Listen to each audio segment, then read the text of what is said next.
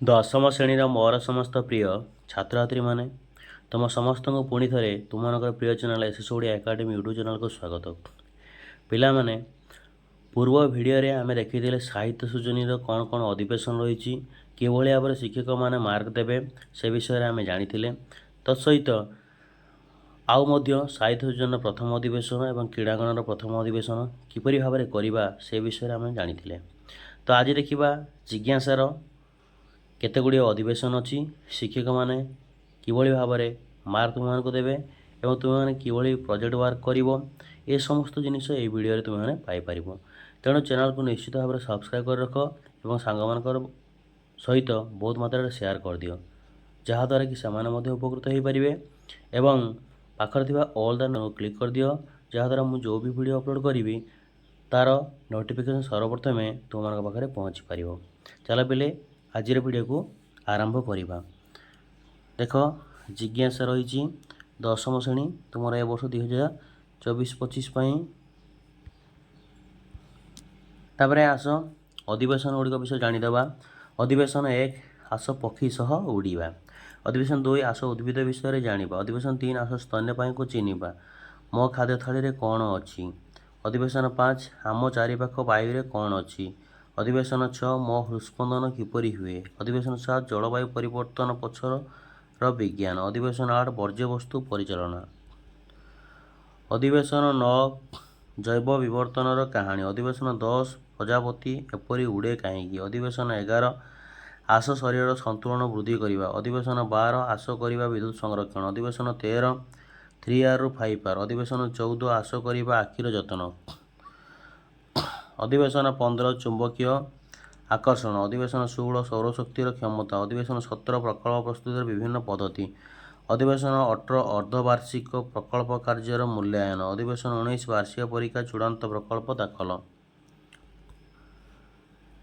ତାପରେ ଆସିବ ଶିକ୍ଷକଙ୍କ ପାଇଁ ମତାମତ ସମ୍ବନ୍ଧୀୟ ସୂଚନା। ତେଣୁ ଏହି ସମସ୍ତ ଅଧିବେଶନ କରିବା ସହିତ ଯେଉଁ ରହିଛି ଅର୍ଦ୍ଧବାର୍ଷିକ ପ୍ରକଳ୍ପ କାର୍ଯ୍ୟର ମୂଲ୍ୟାୟନ, ଏଇଟା ଭାରି ଗୁରୁତ୍ୱପୂର୍ଣ୍ଣ ଚାପ୍ଟର। ତ ଏ ସମ୍ପର୍କରେ ଆମକୁ ଯତ୍ନବାନ ହେବା ପାଇଁ ପଡ଼ିବ ଏବଂ କିଭଳି ଭାବରେ ଅଧିକରୁ ଅଧିକ ନମ୍ବର ରଖିପାରିବା ସେ ବିଷୟରେ ମଧ୍ୟ ଆମେମାନେ ଜାଣିପାରିବା। ତାପରେ ଦେଖିଦିଅ ଜିଜ୍ଞାସା ଆକାଂକ୍ଷୀ ପାଠ୍ୟକ୍ରମ ଶିକ୍ଷକଙ୍କ ପାଇଁ କ'ଣ ସବୁ ସୂଚନା ରହିଛି ସେ ବିଷୟରେ ଶିକ୍ଷକମାନେ ପଢ଼ିକି ଜାଣିପାରିବେ। ତତ୍ସହିତ କେଉଁ କେଉଁ ସପ୍ତାହରେ କ'ଣ କ'ଣ କରିବେ ସବୁ ଦେଇଛି, କେତେଟା ଅଧିବେଶନ କେଉଁ ସପ୍ତାହରେ ସରିବ ସେ ବିଷୟରେ ମଧ୍ୟ ଜାଣିବେ। ପ୍ରଥମ ସପ୍ତାହ କେତେ, ୟୁନିଟ୍ 2, ୟୁନିଟ୍ 3, ୟୁନିଟ୍ 4, ୟୁନିଟ୍ 5 କେଉଁ ଅଧିବେଶନ କେତେତମ ସପ୍ତାହରେ ସରିବ ସେ ସମ୍ପର୍କରେ ଡିଟେଲ୍ସ ମଧ୍ୟ ଦେଇଛି। ତାପରେ ଆସ ଦେଖିବା ଅଧିବେଶନ ଅନୁଯାୟୀ ସହାୟକ ପୁସ୍ତିକା, PPT ଏବଂ ବିଷୟ ସମ୍ବନ୍ଧୀୟ ଅଧିକ ସୂଚନା ପାଇବା ପାଇଁ ଦିଆଯାଇଥିବା QR କୋଡ଼୍କୁ ସ୍କାନ୍ କରିବା ଏବଂ ଜାଣିପାରିବା। ଅଧିବେଶନ 1, ଆସ ପକ୍ଷୀ ସହ ଉଡ଼ିବା। ଏହି ଅଧିବେଶନର ଉଦ୍ଦେଶ୍ୟ କ'ଣ ରହିଛି ନା, ଛାତ୍ରଛାତ୍ରୀମାନେ ଦଳଗତ ଭାବରେ ସେମାନଙ୍କ ଅଞ୍ଚଳରେ ଥିବା ବିଭିନ୍ନ ପ୍ରଜାତିର ପକ୍ଷୀ ବିଷୟରେ ତଥ୍ୟ ହାସଲ କରିବେ। ସେମାନଙ୍କର ଆକାର, ଗଠନ, ଖାଦ୍ୟ, ବାସସ୍ଥାନ ଏବଂ ପରିବେଶରେ ଥିବା ସେମାନଙ୍କ ଗୁରୁତ୍ୱ ବିଷୟରେ ଜାଣିବେ। ଏଇଟା ଭାରି ଇମ୍ପୋର୍ଟାଣ୍ଟ କ୍ୱେଶ୍ଚନ୍ ରହିଛି। କ'ଣ ନା, ସେମାନଙ୍କର ଆକାର, ପକ୍ଷୀମାନେ କିଏ କେଉଁ ଭଳିଆ ଆକାରର ଅଛନ୍ତି, ସେପ୍। ଗଠନ, ତା'ର କନଷ୍ଟ୍ରକ୍ସନ୍ କିଭଳିଆ ଭାବରେ ହେଇଛି। ଖାଦ୍ୟ, କେଉଁ ଖାଦ୍ୟ ଖାଉଛନ୍ତି, ଫୁଡ଼୍। ତାଙ୍କର ଇନହାବିଟାଣ୍ଟସ୍, ବାସସ୍ଥାନ ଏବଂ ପରିବେଶ, ଯାହା କିଛି ଡିଟେଲ୍ସ ଜିନିଷ ଦେଇଛି ସେ ସମ୍ପର୍କରେ ଆମେମାନେ ସଂଗ୍ରହ କରିବା ବା ଜାଣିବା ପରବର୍ତ୍ତୀ ଭିଡ଼ିଓରେ। ତ ପ୍ରାରମ୍ଭିକ କାର୍ଯ୍ୟକଳାପ କ'ଣ ରହିଛି, ପକ୍ଷୀଙ୍କ ଶବ୍ଦ କେଉଁ ଭଳିଆ, ଏ ସମସ୍ତ ଜିନିଷ ସବୁ ଦେଇଛି। ଚଢ଼େଇଙ୍କ ନାମ, ଏଠି ସବୁ ବିଭିନ୍ନ ଚଢ଼େଇଙ୍କର ଇଂରାଜୀର ନାମ ଆମେ ସବୁ ଜାଣିପାରିବା।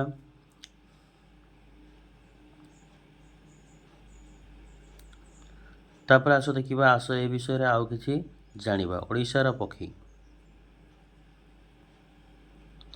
ଏଇଭଳି ଭାବରେ ପ୍ରତ୍ୟେକ ସୋପାନ ଯିବ। ସୋପାନ ଗଲା ପରେ ଆସିଯିବ ମୋ ଚଢ଼େଇ ଉପସ୍ଥାନ ଫର୍ଦ୍ଦ। ଏଠି ପିଲାମାନେ ତୁମର ନାମ ଦେବ, ଏଠି ଶ୍ରେଣୀର ନାମ, ବୟସ, ବିଦ୍ୟାଳୟର ନାମ, କେଉଁ ସ୍ଥାନରେ ବିଦ୍ୟାଳୟଟି ତା'ର ନାମ ଦେବ। ପ୍ରତ୍ୟେକ ଦିନ ଘର ପାଖରେ ଥିବା ପକ୍ଷୀମାନଙ୍କୁ ସକାଳେ ନିରୀକ୍ଷଣ କରିବା ଏବଂ ସେମାନଙ୍କ ବିଷୟରେ ତଥ୍ୟ ସଂଗ୍ରହ କରିବା। କ'ଣ, ଧର ବଣି ଚଢ଼େଇ କମନ୍ ମୀନା, ତାରିଖ ହେଲା 2-1-2022, କେତେଟା ଚଢ଼େଇ ଦେଖିତେ ମିଳିଥିଲା ନା 2ଟା। तारीख 3 केतेटा ना गोटे 4 रे देखते मिलनी तारीख 5 रे गोटे देखते मिलता 6 रे गोटे 3 देखते मिलता मोट है 7टा से भाव में पारा केतेटा धर जाऊ तारीख 2 रे अच्छी 4टा 3 रे तुम पकई पार 2टा ये 3टा पकई पार गोटे पकई पार किसी असुविधा ना ये 2टा पकई पार ये 0 पकई पार ये 4 पकई पार ये टोटाल करदेव ये भाव में समस्त घर फिलअप करदेव देखिए टोटाल करदेव एपटे भी मोट संख्या लिखिदेव ये ऊपर आड़ू भार्टिकाली केते होउची आ हॉराइजॉन्टली केते होउची समस्त को मिसई दबो मिसई के लिखिबो तापर मोट पक्षीर प्रजाति पक्षी केते प्रकार पक्षी अछंती ना एगुड़ा सब एपट साइड टोटाल पक्षी संख्या गणिदेने गणिदेला पर है 6 प्रकार प्रजाति मोट पक्षीर संख्या गोटे गोटे डेट्र केते केते रहिले देखिए हरण करदो हरण करदेला पर जेतिकी आसीबो सेटा हे गला पक्षी प्राचुर्य। तो ये विषय जदि आउ किछि आमे जानापी चाहूचे पक्षी कौन खाए पक्षी ओ डिमिरी फल पक्षी मान विपद प्रति आचरण बसा तैयारी करने आचरण पक्षी विश्राम करने पक्षी मान शब्द ये समस्त विषय आम कौन पाइपर ओडार जनाशुना चढ़ई बही पाइपर। तापर अधिवेशन 2 से भाव रोचे मु सबू अधिवेशन एमती समय भाव में देखी दूसरी तुमको तुम मैंने देखीदि देखी सारा आम मैंने कौ भाव में मार्क डिस्ट्रीब्यूशन रही तो प्रत्येक अधिवेशन को तो आम करवा किंतु ता पूर्व सबुगुड़िक अधिवेशन विषय अल्प अल्प ज्ञान तुम रहा दरकार तुम्हें मैंने से विषय जाना दरकार। तेणु अधिवेशन 3 देख आशय स्तन्यपायी को चिन्हवा एटार उद्देश्य कौन छात्र छात्री मैंने निज अंचल विभिन्न प्रजातिर स्तन्यपायी प्राणी विषय तथ्य हासिल करेंगे और से परिवेश किपरि गुरुत्वपूर्ण ताहा जानिबे एटा अधिवेशन 3 रहा उद्देश्य। तापर तार सब सपान रही विभिन्न सपान देकी अधिवेशन को आम कम्प्लीट करवा ये सपान विषय आम जाना।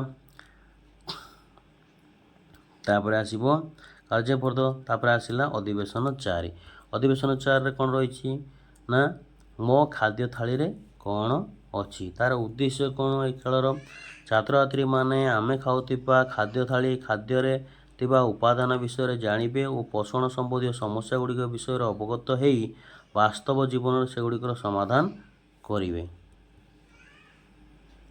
तापर आसवा ये तार प्रत्येक सोपान मध्य जीव प्रत्येक सोपान सरला तापर अधिवेशन 5 देखिए बोले आम चारिपाख वायु कौन अच्छी उद्देश्य कौन छात्र छात्री माने दलगत भाव दूषित वायु आम उपरे पकाउथिबा प्रभाव गुड़ी को बुझी विशुद्ध वायु किपरि मिल पार तार उपाय खोजे। आर प्रारंभिक शिक्षण कार्य आस फुसफुस शक्ति परीक्षा करवा आस ए विषय आउ किसी जानिबा तुम्हें जानिछ कि आस निजे करवा ये विभिन्न कार्यकलाप को आमको पढ़ाई पड़ो और कम्प्लीट करने पड़ो।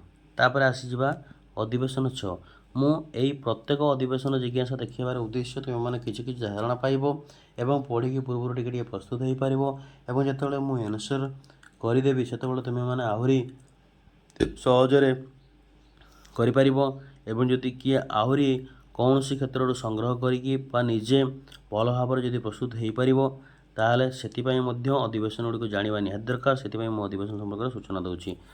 अधिवेशन 6 मो हृस्पंदन किपरि हुए उद्देश्य छात्र छात्री माने मनुष्य शरीर में परिवहन एवं संचालन व्यवस्था संपर्कित सुस्थ अभ्यास गुड़िक प्रोत्साहितता बजाय रखापी चिंता करेंगे और से अनुसार काम करेंगे। प्रारंभिक शिक्षण कार्य आस एक खेल खेलवा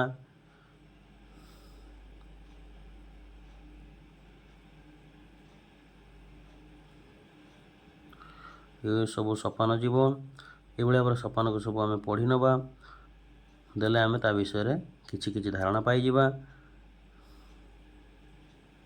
तापर अधिवेशन 7 देखी दियो अधिवेशन 7 देखिए कौन जलवायु परिवर्तन पक्षर विज्ञान उद्देश्य कौन ना जलवायु परिवर्तन को प्रभावित करुवा कारक एवं पृथ्वीर समस्त जीवजगत उपर यार प्रभाव विषय छात्र छात्री मैंने जानवे।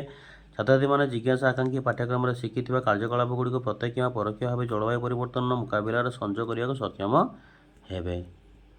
प्रारंभिक कार्यकलाप कौन कौन सब रस ए विषय आउ किसी जानिबा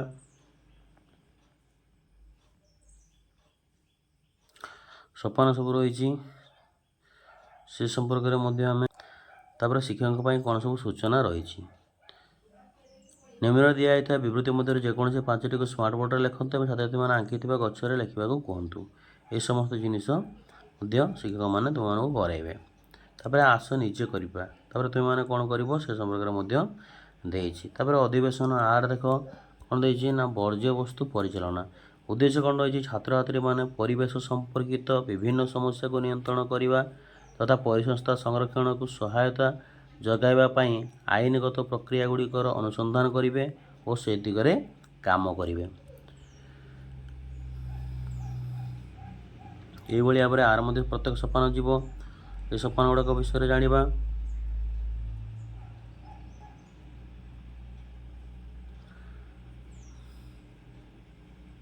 तापर आसला अधिवेशन 9 जैव विवर्तन कहानी विवर्तन कहानी तार उद्देश्य कौन रही ना छात्र छात्री मैंने अणुजीव मानकर विवर्तन जो होता विपद विषय जानवे और अणुजीवर प्रतिषेधक प्रतिरोध आंटी माइक्रोबियल रेजिस्टेंस रखापी समाधान विषय चिंता करेंगे तापर प्रारंभिक शिक्षण कार्य कौन कौन करेंगे सब से विषय जाना सोपान आस ए विषय आउ कि जाना तापर सोपान सब जीव 2 सोपान 3 सोपान अर्थ स्तर प्रत्येक स्तर स्टेप बाय स्टेप तापर ये औषधर नाम यह अणुजीव प्रतिषेधक औषध कि हाँ कि ना से विषय कहवा समाप्ति तारीख कौन सरला कौन पर व्यवहार हुए क्या परामर्श किण जा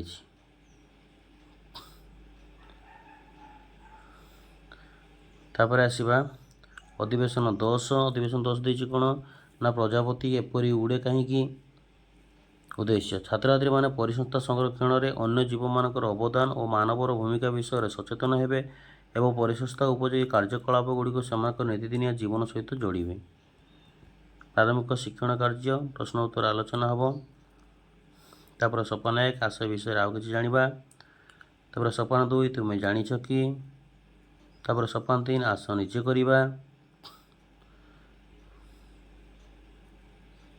तापर आसला अधिवेशन 11 कौन देती आस शरीर संतुलन वृद्धि करवा कौन उद्देश्य ना छात्र छात्री मैंने नीतिदिनिया जीवन में नियंत्रण एवं समन्वयर प्रक्रिया किपरि कार्य करे से विषय जानवे और ताको सेमानक परिवार और समुदाय दक्षता वृद्धि में प्रयोग करेंगे तापर प्रारंभिक शिक्षण कार्य प्रश्न उत्तर आलोचना एगुड़ा सब स्टेप प्रत्येक अधिवेशन सामान स्टेप रोचे सोपान 1 को आसवा सोपान 2 को जीवा सोपान 3 निजे करवा तापर कार्यकलाप तापर अधिवेशन 12 आस करवा विद्युत संरक्षण उद्देश्य कौन छात्र छात्री मैंने विद्युत और वैद्युतिक सामग्री गुड़िक संबंधित नीतिदिनिया समस्या गुड़िकर समाधान करने समर्थ हेबे प्रारंभिक शिक्षण कार्य शब्द प्रहली सोपान आस ए विषय आउ कि जाना तुम्हें जानिछ कि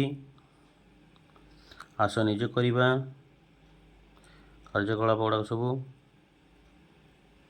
तापर अधिवेशन 13 कौन 3R ରୁ 5R उद्देश्य छात्र छात्री मैंने नीतिदिनिया जीवन में व्यवहार कर धातु एवं यार अवशिष्टांश गुड़िक 5R प्रत्याख्यान रिफ्यूज ह्रास रिड्यूस पुनर्व्यवहार रियूज पुनःउपयोगी रिपर्पोज और पुनर्प्रक्रियाकरण रिसाइकेल पद्धति किपरि परिचालना करी हेबो से विषय जानवे और प्रयोग करेंगे आस प्रारंभिक शिक्षण कार्य से आम कौन शिखा सोपान 1 तापर सोपान 2 सोपान 3 कार्यकलाप तापर ये भाव विभिन्न स्टेप देखिए जापर अधिवेशन 14 आसीगला आस करवा आखिर जतन उद्देश्य कौन छात्र छात्री मैंने चक्षुर स्वास्थ्य विषय अधिक जानवे एवं सही धारणा को व्यवहार करी जनसाधारण को चक्षु चिकित्सार उन्नत अभ्यास विषय बुझाइबे तापर प्रारंभिक शिक्षण कार्य आस खोजा सोपान 1 आस ए विषय आउ कि जाना सोपान 2 तुम्हें जानिछ कि सोपान 3 आस निजे करवा कार्यकलाप 2 कार्यकलाप 3 तापर आसीगला अधिवेशन 15 चुंबकीय आकर्षण उद्देश्य कौन छात्र छात्री मैंने विद्युत चुंबकर व्यवहार विषय अवगत हेबे और ताहाक व्यवहार कर दैनंदिन जीवन में उपयोग करुवा उपकरण କୁଅର କାର୍ଯ୍ୟଦକ୍ଷତାକୁ ବଢ଼ାଇବା ଉପରେ ପରୀକ୍ଷା ନିରୀକ୍ଷା କରି ଉପାୟ ବ୍ୟବହାର କରିବାକୁ ସମର୍ଥ ହେବେ। ଏଇଟା ହେଲା ତା'ର ଉଦ୍ଦେଶ୍ୟ ଅଧିବେଶନ 15ର। ତାର ସବୁ ସୋପାନ ରହିଛି। ସୋପାନ 2,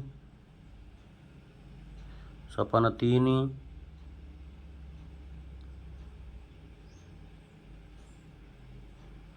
ତାପରେ ଅଧିବେଶନ 16 ସୌରଶକ୍ତିର କ୍ଷମତା, ଶକ୍ତିର ବିକଳ୍ପ ଉତ୍ସ, ଉଦ୍ଦେଶ୍ୟ ଛାତ୍ରଛାତ୍ରୀମାନେ ସ୍ୱଚ୍ଛ ଓ ବିକଳ୍ପ ଶକ୍ତିର ଉତ୍ସ ଉପକାରିତା ବିଷୟରେ ଜାଣିବେ, ସେଗୁଡ଼ିକ ବ୍ୟବହାର ବିଷୟରେ ଜ୍ଞାନ ଆହରଣ କରିବେ। ପ୍ରାରମ୍ଭିକ ଶିକ୍ଷଣ କାର୍ଯ୍ୟ ଶବ୍ଦ ଖେଳ। ଆସ ଏ ବିଷୟରେ ଆଉ କିଛି ଜାଣିବା। ତୁମେ ଜାଣିଛ କି?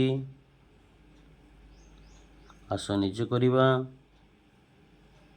ପ୍ରକଳ୍ପ ପ୍ରସ୍ତୁତିର ବିଭିନ୍ନ ପଦ୍ଧତି ବିଷୟରେ ଜାଣିବା। এইটা ଆସିଗଲା ଇମ୍ପୋର୍ଟାଣ୍ଟ ଜିନିଷ। ଏ ବିଷୟରେ ସମସ୍ତେ ଭଲ ଭାବରେ ପଢ଼ିବ, ପଢ଼ିକି ଜାଣିବ କ'ଣ କ'ଣ କରିବା।